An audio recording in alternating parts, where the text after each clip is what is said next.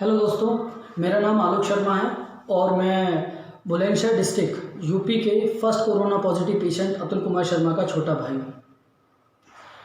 मैं यहाँ ये बताने आया हूँ कि क्यों कोरोना सेंटर से लोग भाग जाते हैं, कोरोना क्वारंटाइन सेंटर से क्यों भाग जाते हैं लोग। क्या वो प्रशासन को सपोर्ट नहीं करना चाहते? क्या वो इलिटरेट होते हैं? क्या उन्हें ये नहीं पता कि उनकी खुद की सिक्योरिटी है? जी नहीं, ये रीज़न नहीं है। रीज़न क्या है मैं आपको बता देना चाहता हूँ। अतुल में आज तक कोरोना के कोई सिम्टम्स नहीं थे। अतुल सीज फायर में काम करता था, जो नोएडा के कोरोना केसेस के लिए जानी जाती है। ये kind of corona cases factory बन चुकी थी। वहाँ पे केस डिटेक्ट हो रहे थे। केस 23 मार्च के करीब काफ़ी हाईलाइट हुआ था मीडिया में, लेकिन 21 मार्च को जब अतुल ने मुझे बताया कि ऑफिस में कुछ केस डिटेक्ट हो रहे हैं, हमने अतुल को होम क्वारंटाइन कर दिया था। होम क्वारंटाइन मतलब सेपरेट आइसोलेशन में रखा था।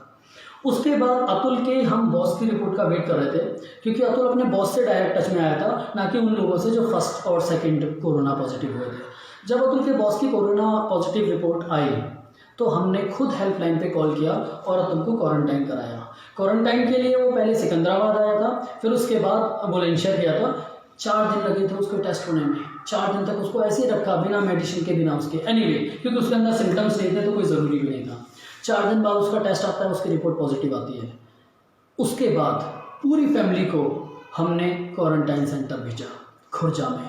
पूरी फैमिली की जब मैं बात करता हूँ, मैं, मेरी वाइफ, अतुल की वाइफ, मम्मी और एक पैरालिसिस बाप और 3 छोटे छोटे बच्चे। आसान नहीं होता है पैरालिसिस पिताजी को इधर से उधर मूव कराना।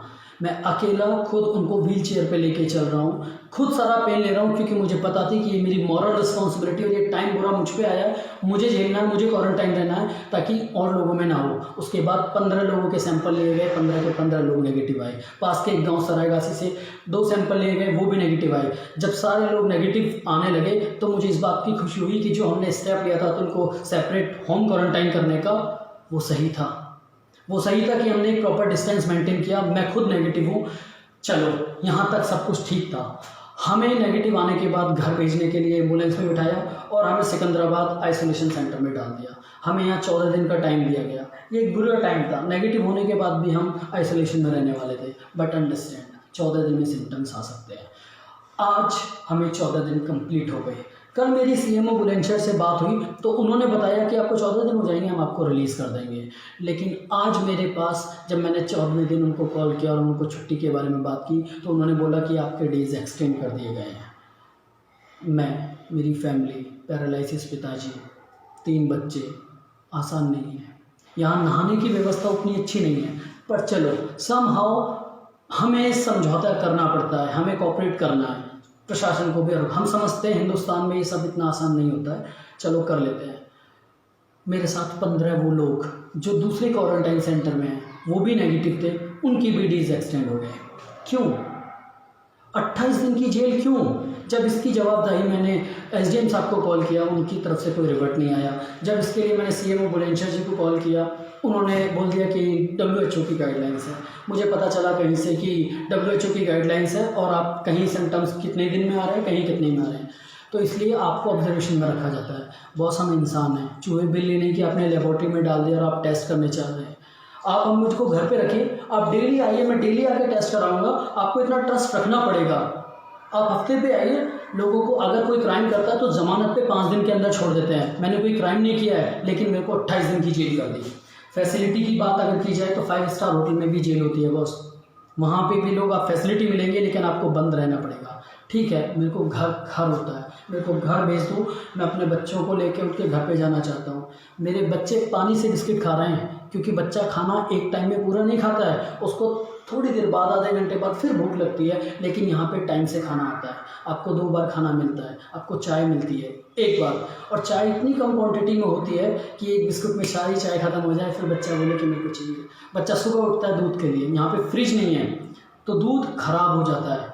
रात का दूध नहीं मिला तो सुबह उसको बोलता हूँ कि बेटा 10 बजे दूध आएगा जब पिलाऊंगा, और दूध को, चाय को दूध बना के उसको पिला देता हूँ। बहुत पेन है, 14 दिन तक झेला जा सकता है, 28 दिन तक नहीं। इसीलिए लोग डिसाइड करते हैं कि यहाँ मरने से बेहतर है कि कहीं और मर जाएं, पुलिस वाले मार दें, प्रशासन मार दें। मार दो हमें, मैं मरने के लिए तैयार हूँ। इसीलिए मेरे साथ 10 लोगों ने हंगर स्ट्राइक डिक्लेयर किया है। हम खाना नहीं खाएंगे। टचवुड, बच्चों को मैं नहीं रोक सकता, उनका भूखा मैं देख भी नहीं सकता।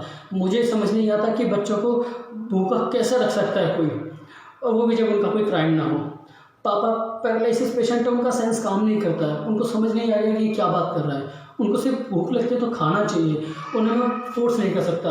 और मेरी बीवी वो तैयार है, लेकिन मैं नहीं चाहता उसे कि अगर मुझे कुछ हो जाए तो पापा को देखने वाला ना हो, इसीलिए उनको भी रखा है। बाकी हम 20 लोग भूख से चाहे मर जाएं, पर हम खाना नहीं खाएंगे।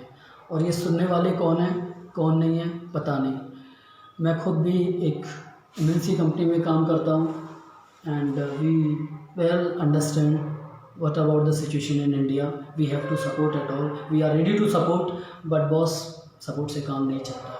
यहाँ तो लोगों को यूज़ किया जाता है, कुत्ते बिल्ली की तरह टेस्टिंग लैब में डाल दिया, रखना है। तो बेहतर होगा कि लोग जो भाग सकते हैं वो भाग जाएं।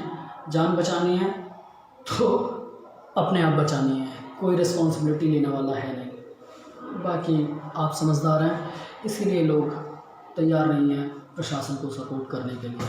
टच वुड, मैंने पहली गलती की थी कि अतुल को खुद से क्वारंटाइन कराया था, खुद से आइसोलेट कराया था। दोबारा अगर कुछ हुआ ना मेरे साथ किसी के भी, मैं कभी सजेस्ट नहीं करूँगा कि आप जाकर आइसोलेशन में जाए। मैं बोलूँगा आप सेपरेट रूम ले लो, अपने घर में हो जाओ।